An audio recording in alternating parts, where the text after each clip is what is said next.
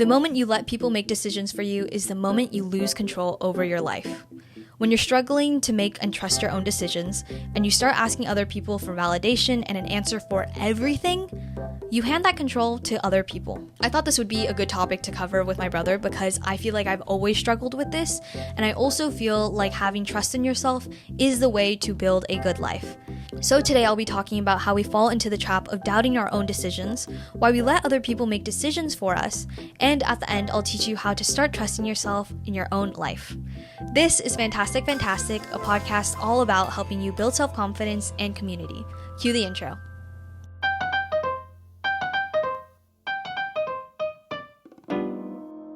Hi, I'm Joie. And I'm Ian. We're siblings and the co-hosts of Fantastic. And today we'll be talking about how letting other people make decisions for you is making you slowly lose control over your own life, and how this all stems from a lack of trust within yourself. Okay. You probably know this as my best friend, but I do tend to ask people for opinions when it comes to making my own decisions. Like, I am a very indecisive person and will be like, hey, so what do you think about this and this and this? And I ask Ian for a lot of his opinions, and I typically go to him and then go with those opinions, whatever he says. Right. But I never thought it was a bad thing, by the way. Thank you for that.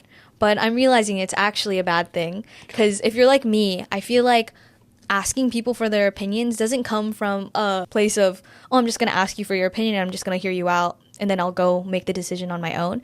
It's coming from a place of, I can't trust my own opinion, so I'm going to ask my best friend or my friend and then go with what they say. Yeah. It sounds like you're not asking for my opinion. You're just letting me tell you what to do. Exactly. And I feel like this all stems from having a lack of trust within myself to make decisions. And this didn't come out of nowhere. I have a story to tell you. So I was in 4th grade this one day, and I remember I put on a really good outfit. I had been planning this outfit the night before, and if you know, when you're excited about an outfit, you'll lay it down on your bed, and you'll just be really amped up to wake up and put it on. So I was really amped up to put it on and wake up and, have that shit on. So I go to school, and I'm feeling really good about myself, and then this one classmate I have, who I'm not very particularly close with, goes, "You're trying too hard, Joey." What the flip? Is what I thought in my head. But then after, I was like, oh my god, am I trying too hard? And again, this was a decision I made to put on this outfit, and I was very confident about it. So when I heard her say that, which was basically her judging me, I was like, maybe I kind of suck at making decisions. Yeah. When I was journaling about this topic, I was like, where did this all come from? This is such a huge problem for me because I really do not think for myself sometimes. Other people are making decisions for me. I'm not making them on my own. And it's all because of this moment and like how much it stuck with me because it was so insulting. I was so confident about that outfit. And since then, I feel like I don't trust to hear my own opinion and go with that.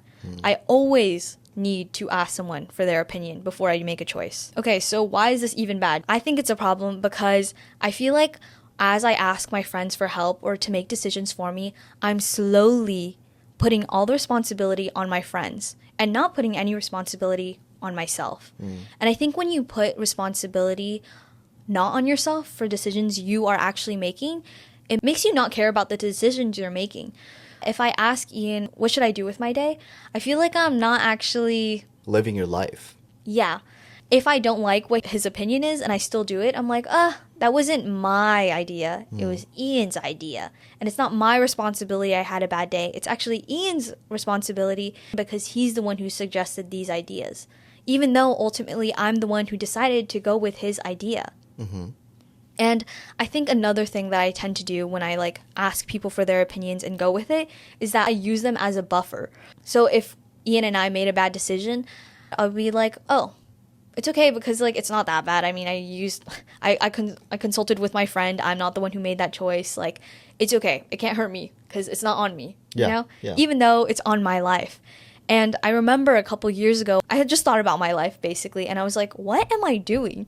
Because now I'm living this life where it's just a bunch of random things. These are all choices I made, but they all don't feel like things that I want to actually do with my life. Yeah, I feel like this is kind of similar to a son or a daughter just listening to their parents and what their opinions are, but instead of listening to them, they're actually just following what their parents tell them to do. And eventually what'll happen is that you wake up and you're like, wait, I actually don't want to be a biology major. I don't want to be in medicine at all.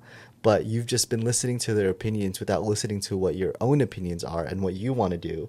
And so one day you wake up and you think, wait, I don't think I'm living the life that I want.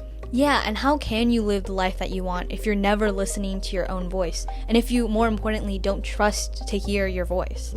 So today I wanted to talk about 3 ways you can start trusting your voice and listening to yourself, especially if you've had some struggles with making decisions, and how you can remove that fear that any decision you make will be a bad one.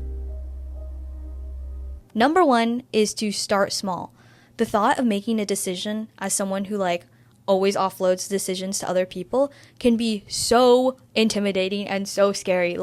Oh my gosh, not asking someone what to do with my day is oh my god, what happens, it feels like the possibilities are endless, and usually I think of the negative scenarios. Yeah, you're really scared to fail because your whole life you've relied on other people's opinions. The choices that you make affect your life. Yeah, and now that you're trying to actively make decisions without asking other people and taking responsibility, it's oh my god, if something bad happens, that's all on me because I didn't consult anyone. Which is why I suggest starting small first. And specifically, if you need an idea, because maybe you do, I would say maybe start with your next meal. Yeah. Okay. So these are for people who are chronic, offloaders for decisions, because that's really tiny. Yeah, exactly. For people who have this problem, I think it's really important to start small, even if it's that small and it seems irrelevant. But for me, this is one of the first things I did to start trusting myself, because I learned that when I made the decision on what to eat and it didn't turn out I didn't explode or disintegrate into thin air and my day wasn't actually terrible, I'd be oh, okay, so I can actually learn how to trust myself a little bit and know that making decisions isn't a life or death situation. I think I was also starting to train myself to listen to my voice and actually sit with myself and not reach for my phone or go to the next person to ask for their opinion. I'm actually trying to listen to the voice that already exists in my head and validate it and trust that it can make good judgments, or it can make judgments at all. The next one is to take responsibility for your actions. So as I said, I feel a big part of why you would ask people to make decisions for you is because you want to offload that responsibility, and then ultimately it's because you don't trust yourself, right?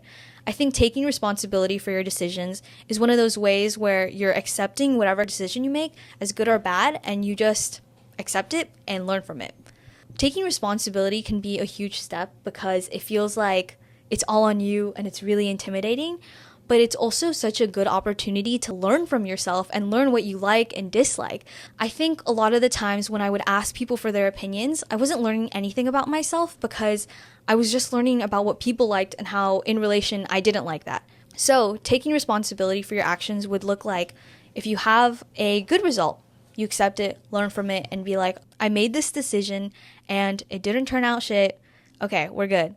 And then if it's bad, you can also learn from that and be okay, next time I'm not going to make that decision. I feel an important part to talk about is also to not let shame or guilt flood your mind. Be kind to yourself, forgive yourself, learn and move forward.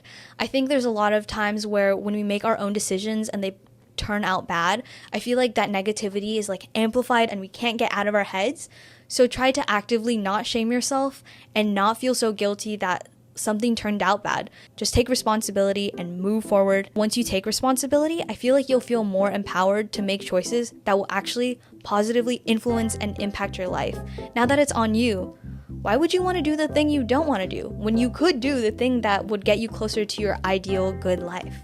It's on you, and you're the only person living your life, so you might as well take responsibility and make good choices that you will actually enjoy. Number 3 is to surround yourself with people who encourage you to trust yourself. I think when I started making decisions on my own, one of the most important parts was having a good support system around me that made me feel like I could actually trust my own voice. It's really hard to trust your own voice and then literally have no one else believe in that. But I think one of the things I wanted to talk about was how with Ian and I feel a couple months ago, I had to make a really big decision on my future. And rather than asking him straight away for his opinion, I was like, I don't really know what to do. And he was just like, hey, whatever choice you make, I think it'll be a good one. You should like trust whatever your gut says and just listen to it. And I think having friends that encourage you to trust yourself makes you more likely to trust yourself. It just makes you feel better about yourself. And I think if you didn't have people who didn't do this, it would be 10 times harder to listen to yourself. And then you could easily get back into that cycle of asking other people for their opinions. So it's important to surround yourself with people who will encourage you to listen to your own voice and will reassure you that no matter where that decision takes you, that you'll be fine and that it's completely okay. So to recap, the 3 ways you can start building your trust in yourself and take control of your own life to build a good one is by 1, starting small, making small decisions on your own. Number 2, take responsibility for your decisions. And number 3, surround yourself with good and supportive people who encourage you to trust yourself. So if you're listening right now, I want you to know that if you're struggling with this and you are also someone who's really bad at making decisions all on your own, know that I totally feel you. The journey to building trust is a slow burn, but one that is worth it. It brings you confidence, helps you make choices that transform your life into a good one. This week's challenge for you is to make one small decision that will get you closer to the ideal life that you want. That's all for today, and if you enjoyed this episode, don't forget to like and subscribe, and if you are interested in learning about how you are your biggest enemy, but also your biggest superpower and superhero, please check the video from last week. I'm Joie. And I'm Ian. Thanks for listening to Fantastic Fantastic. We'll see you next week. Bye!